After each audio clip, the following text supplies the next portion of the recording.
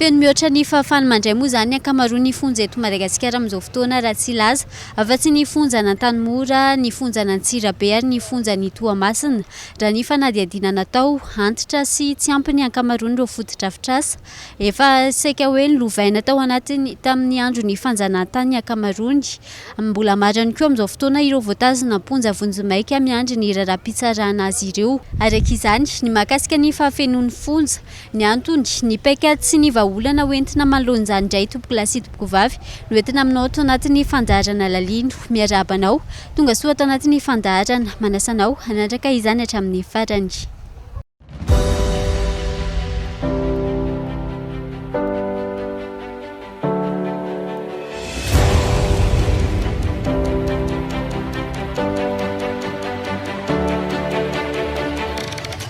No ny fantrana, ny tsy fanananasa izay mampahazovana ny asa ratsy, ny tsy fampina sy ny fanterana ny foto-drafitrasa natokana ho an'ireo voafonja. Feno mihoatra lavitra ny fahafahany mandray ny ankamaroan'ny fonja eto Madagasikara amin'izao fotoana.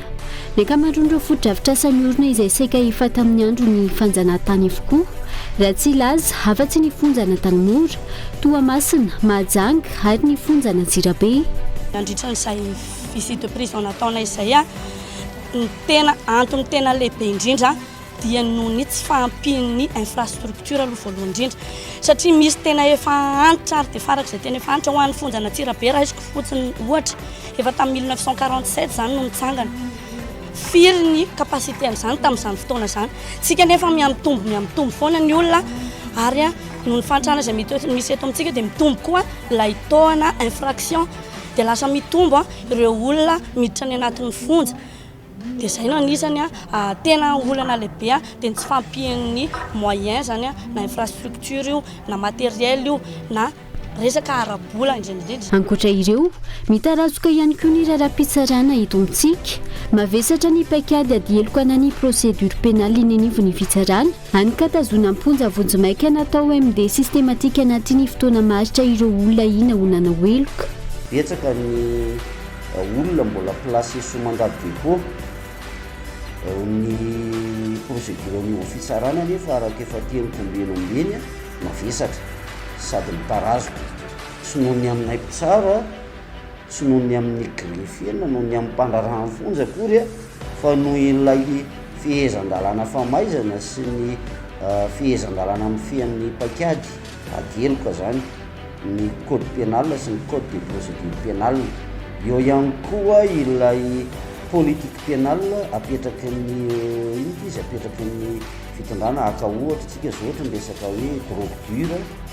dia ny viol zavatra ohatroatra zany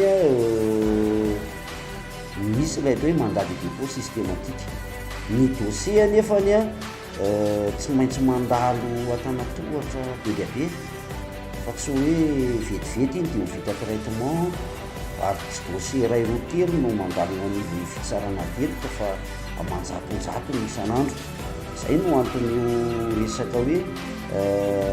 fahafenoan'ny fonja io. Ho an'ny fonja be n'Antanimora manokana izao, raha toa ka valonjato teo tamin'ny fotoana nanamboarana azy ny isan'ny voafonja zakan'ity fonja ity,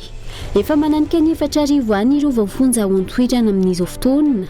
Amin'ireo voafonja misa 4,000 mahery ireo,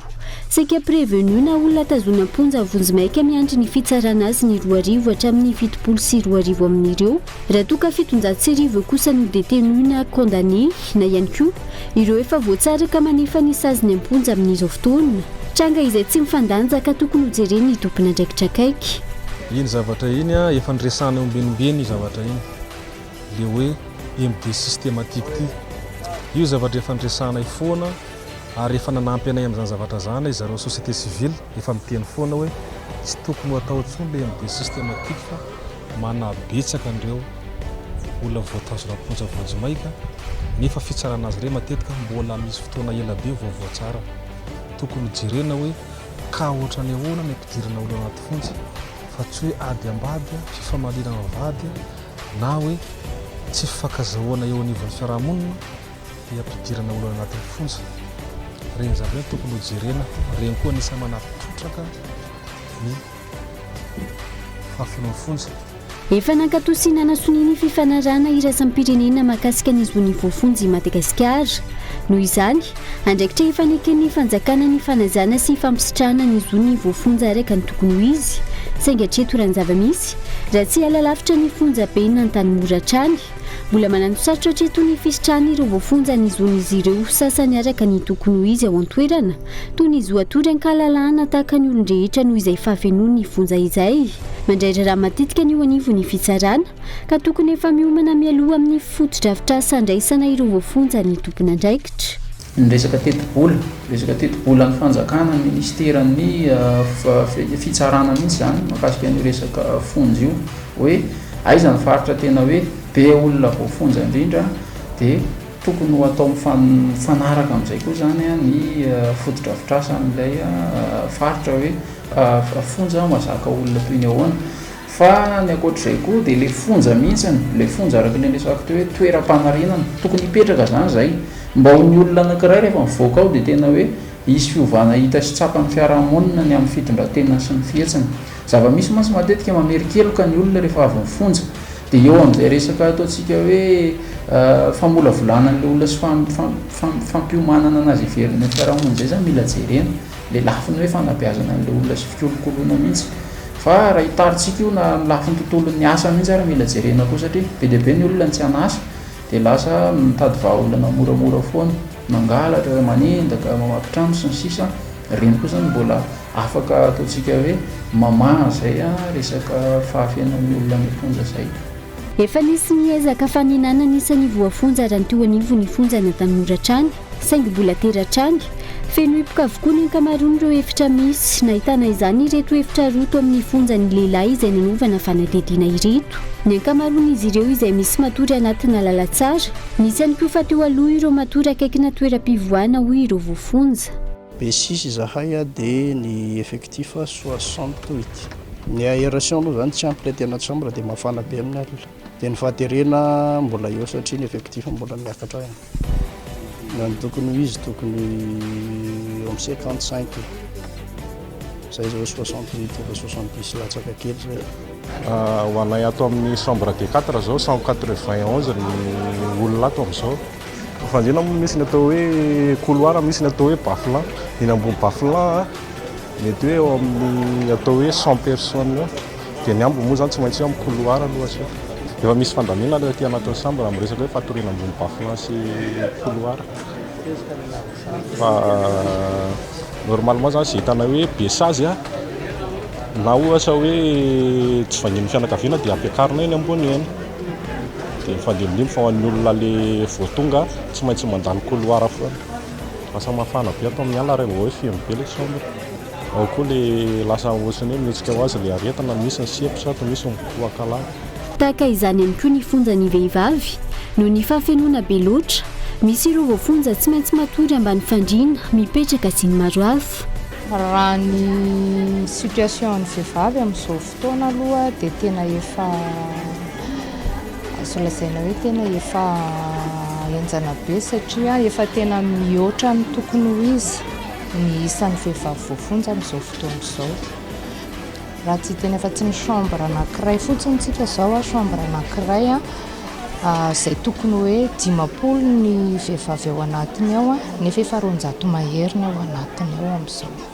Tery tena tery fa tsy vitany hoe tena tery raha ny ka eto Tanimora. Raha fiainana zareo aloha zany zao dia hoe mivoaka ny amin'ny atoandro mivoaka aty ivelany fa rehefa amin'ny alina matory zany efa tsy misy tsony le hoe matory mahitsy daholo. Tsy misy koa le hoe teo aloha hoe mbola mahavita mifandaka dia matory fa amin'izao efa tena mifanesitra lamasinina moa ny filaza azy aty ohatry ny wagon reny zany efa ohatran'izay mipetraka ohatran'izay ny pozimety izy matory. Tsofoka any ambany any izay matory ny ambany bafla firotsika eny ao 20 tsofoka ao ambany ao tery be foana zay fa maly miada ny lohanao nefa atao aiza ary le loha ny angatahana io zany mba tokony atao malalaka ato fa tsy atao ohatran'io. efa nisy nandritra ny fitondrana teo aloha ny fananganana fonja vaovao tamina faritra manodidina n'Antananarivo sy tany amin'ny faritra tahaka ny tao fianaran-tsoa feno riva-tsinanana Toamasina faharoa saingy mbola tsy ampy ny ezaka tsy manara-pentraraka ny vola azy izany no nitoa anivo ny sendikany ny mpandraran'ny fonja. Raha ijery fotsiny tany Tamatavy zao misy fonja vaovao vao vita voanandalovan'ny cyclone teo efa 60% le fodrafitrasa sy mba tanteraka amintsika miresaka zao nefa fonja vaovao manara-penina namboarina tamin'izany fotoana zany. Zany rehetra zany itadiavana fijerevana manokana. Ankoatra ny foto-drafitrasa tsy manaraka ny fenitra iraisam-pirenena ihany koa ny isan'ny ireo mpiandraikitra ireo voafonja na ireo mpitsara izany na ireo mpandraran'ny fonja eto an-toerana. Raha ny antotany Savoray mbola manodidina ny 5,930 ihany hatreto ireo mpandraran'ny fonja afaka misana ireo voafonja manerana nosy. Ny mpandraran'ny fonja iray raha ny tokony ho izy izay tokony isan'olona 5 eo farafabetsany. Raha ny fenitra iraisam-pirenena saingy noho izay tsy fampinisa izay lasa misan'olona 10 hatramin'ny 12 eo ny mpandraran'ny fonja iray eto an-toerana.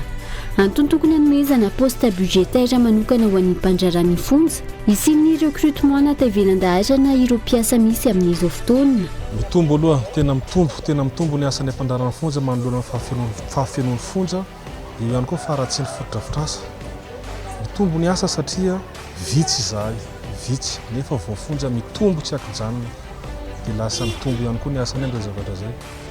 Hitantsika angamba reny hoe misy ny fahavakisana fonja voatsela tany Moramanga, hitantsika angamba fa ny rindrina kely goakan'ilay voafonja ny voany tamin'ny fonja zany hoe le foto-drafitrasa zany tena ratsy. Raha tena fonja manara-penitra zany tsy voagoaka amin'ny komsa fotsiny ny fonja fa le foto-drafitrasantsika ny ratsy. Eo ihany koa moa hitantsika tany Moramanga reny isan'ilay rivoboza na nampitsotraka le faratsy ny toetrandro na naherana ny asa fiambenana zany zavatra zany. Fa ny tena mampalahelo amintsika miresaka zao dia izahay mpandraran'ny fonja foana tratra farana na eo ara le hoe tsy fahampianisanay eo ny faratsy ny foto-drafitrasa rehefa misy ny incident dia izahay foana tratra farana tsy mba jeren'ny fanjakana zay zavatra zay hoe raha isoroka an'izany zavatra hoe lositra zany ka tokony jerena le foto-drafitrasa jerena le isan'ny mpandraran'ny fonja tena vitsy amintsika miresaka zao. Eo anivo ny fitsarana kosa indray vitsy ary tsy ampy ihany koa ny greffier sy ny mpitsara miandraikitra ny raharam-pitsarana eto amintsika oharina amin'isan'ny raharaha tonga eny anivo ny fitsarana ho ny filohan'ny sendikany mpitsara eto Madagasikara. Andrasana anatin'izao fitondrana fanavozana izao ny fametrahana paikady mazava sy entitra amin'ny rafi-pitsarana eto Madagasikara. Eto amintsika fotsiny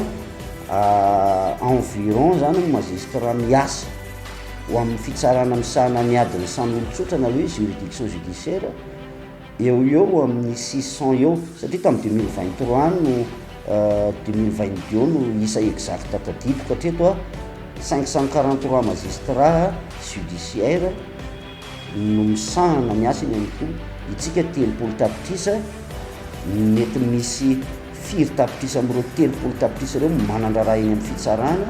zay zany le izy. Raha ny tokony ho izy mantsy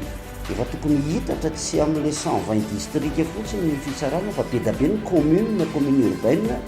efa tokony mahazaka manana tribunal de première instance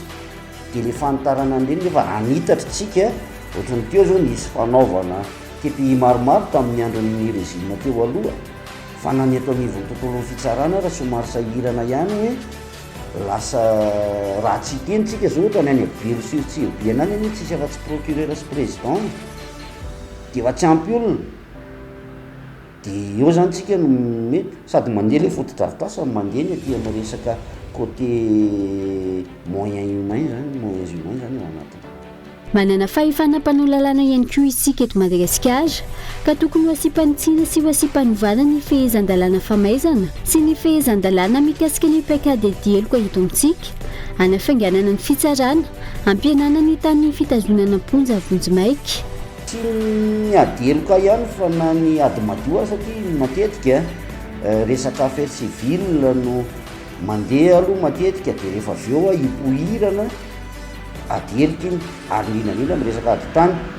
dia eo zany no hoe hifampiantsoana sy hiincitena ny législateur eto Madagasikara hoe zany zavatra zany hoe zavatra important amin'ny fiainan'ny vahoaka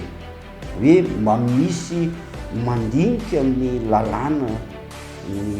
code de procédure civile, ny code pénal, ny code de procédure pénal, ny code civile eto Madagasikara hoe aiza ho aiza no mba hialana amin'ny elanteur sy l'odeur zany de fiendry valiteko zany de hoe tena tokony soa fotoana zao mavesatra amin'ny vahoaka ny procédure io tsara tsy afaka IOPF hoe zao procédure mametimety an'ity de zao no tsy maintsy atao amin'ity fa misy lalàna tsy maintsy arahana. Ankoatra ny lalàna mila jerena akaiky ihany koa ny fampiakarana ny teti-bolan'ny ministera ny fitsarana tokony ho beazina tsy anilikilika ireo olona avy ny fonja ihany koa ny avy eo anivo ny fiarahamonina tsirairay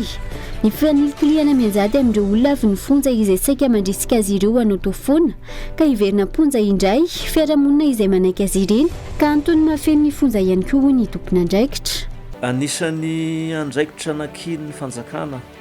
amin'ny mpanjarahan'ny fonja akoatra n'ilay asa manokana iandraiketany dia ny fandriam-pahalemana anisany andraikitra sany mpanjarahan'ny fonja fanomanana sy ny famerenana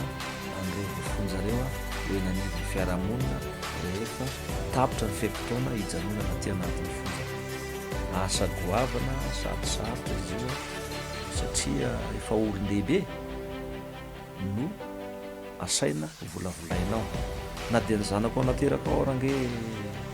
sarotra ny ahafahanao hiaotoka ny toetra nefa samy manana ny fanabeaza no raisy ny tany anivy ny fianakaviana ny ankohona ny fiarahamonina izay namolavola azy izy ireo zay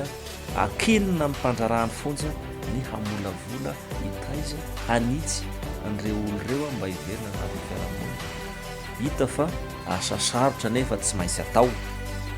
mba ho tombosoan'ny fiarahamonina sy ny besana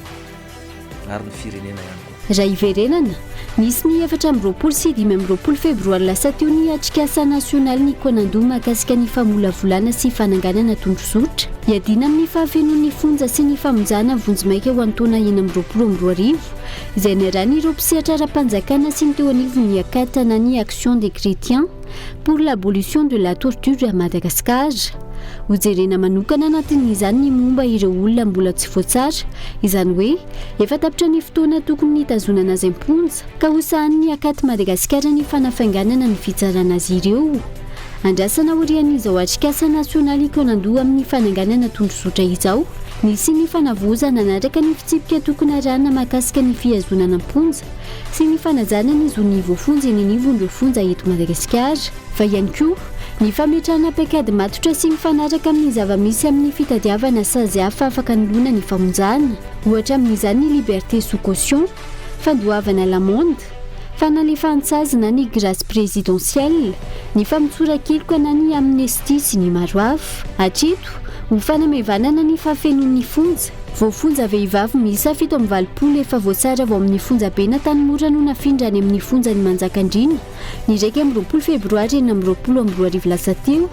taorian'ny fanavozana sy fanitarana natao tao amin'ny fonja ny manjakandrina famindrana voafonja izay tafiditra anatin'ny fanatsarana ny fepetra iainana ireo voafonja sy anajana ny zon'olombelona ary ihany koa hanamafisana ny filaminana sy fandriampahalemana ny nivon'ny fonja.